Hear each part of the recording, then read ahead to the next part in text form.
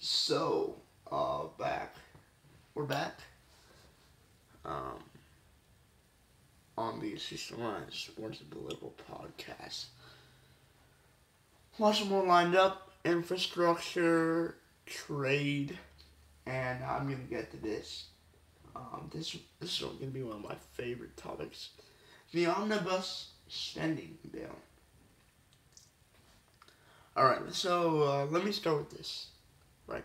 So the President of the United States was in Ohio speaking to a group of construction workers, touting his infrastructure plan and the reduction of regulation in regards to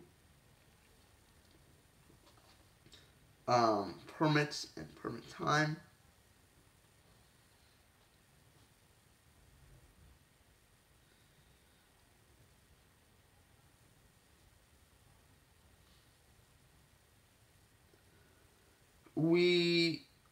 Richfield, Ohio was a city. I wasn't able to make it. But,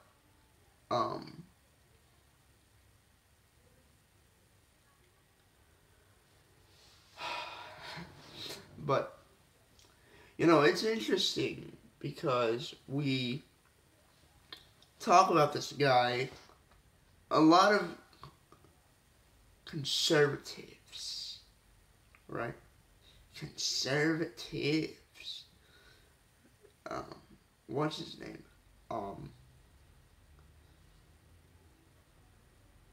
Ted Cruz and Marco Rubio.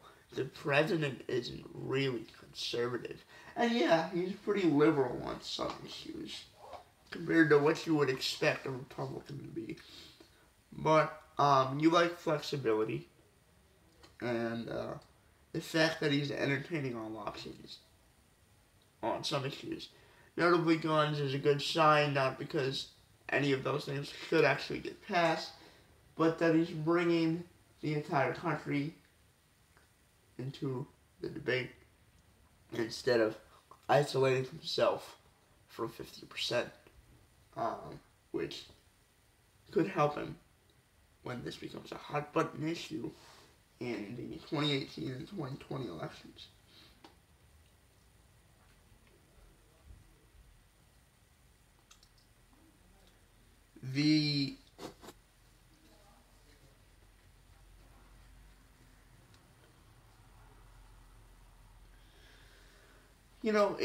It's just like the issue of infrastructure has always been something that conservatives hate.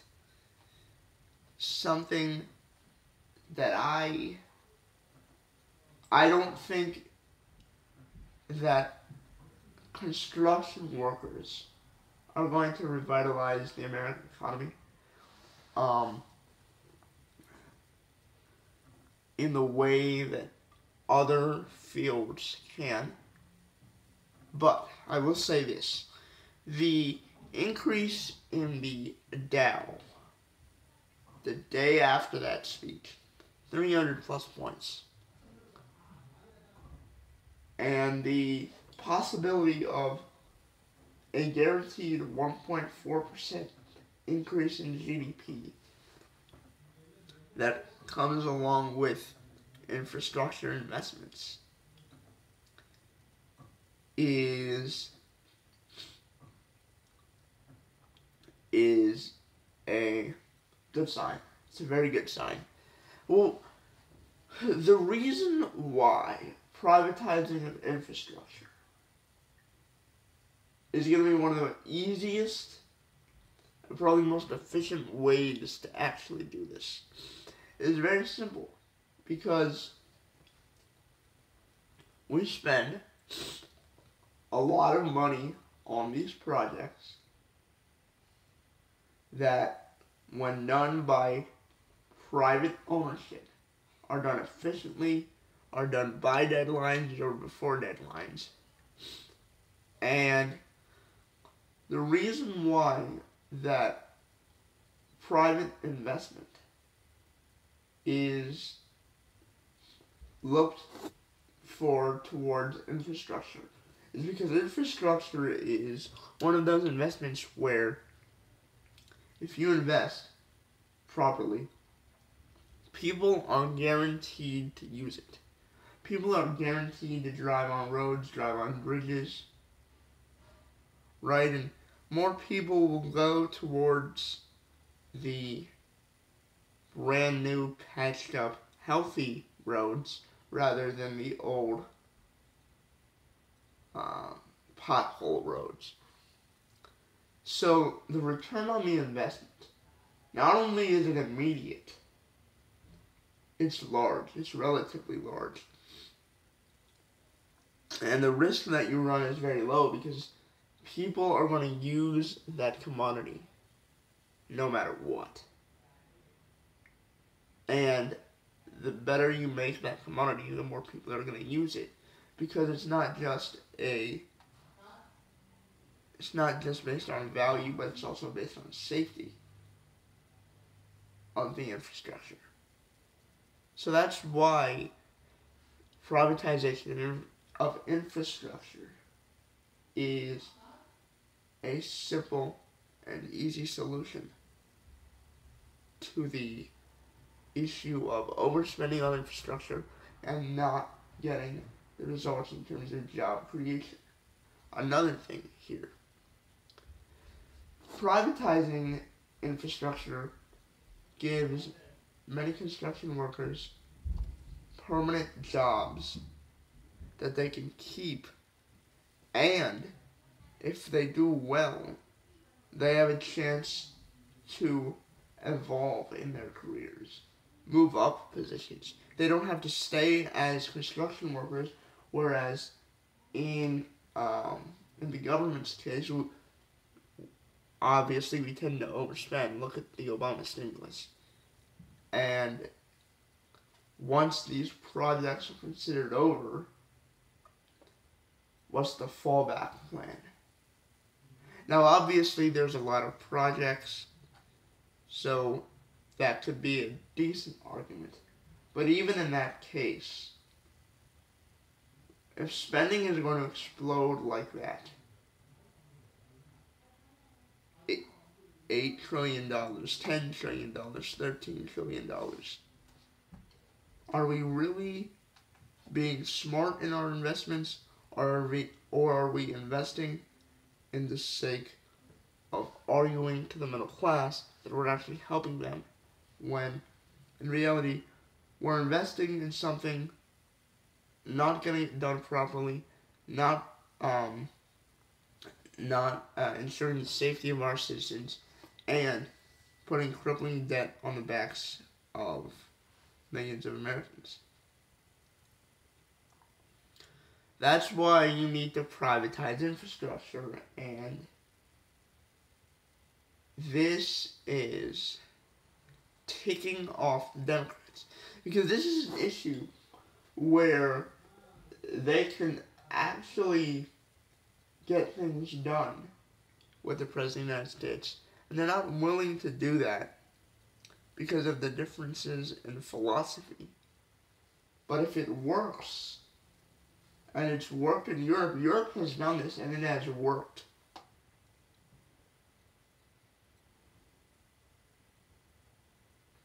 Having private ownership of infrastructure and also reducing the time it takes to get those permits, that has actually worked in Europe. The place where the Democrats try to model their plans after. I mean, Europe's so great because of their nationalized healthcare and infrastructure. Oh wait, the infrastructure is actually based on a pretty conservative ideal. So the liberal politics come into play right? And you don't, uh, you don't see anything actually getting done, even though our infrastructure gets a D-minus grade, and it's going to take trillions of dollars to get this repaired, which we can't afford to spend. If spending isn't an option, and there's another proven efficient way, why aren't we doing it? Why? Why aren't we doing something that's efficient, less cost, works better, and solves an issue that's urgent, as well as it gives our middle class workers permanent jobs? Simply because it's not a government program? Is that the reason why? Simply because the government isn't controlling everything?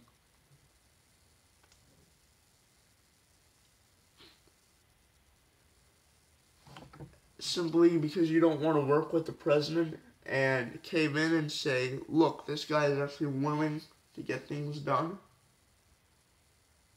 You're playing politics and putting your seats up instead of the country's interest at first.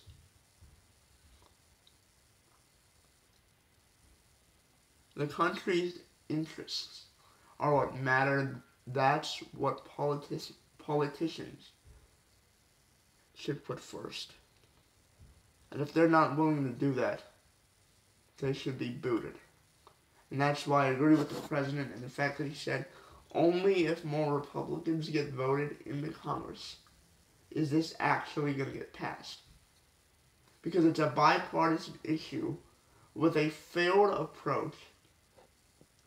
Okay, the last 8 years in terms of infrastructure is a failed approach. You're trying a new approach on a bipartisan issue, and you still can't coalesce voters?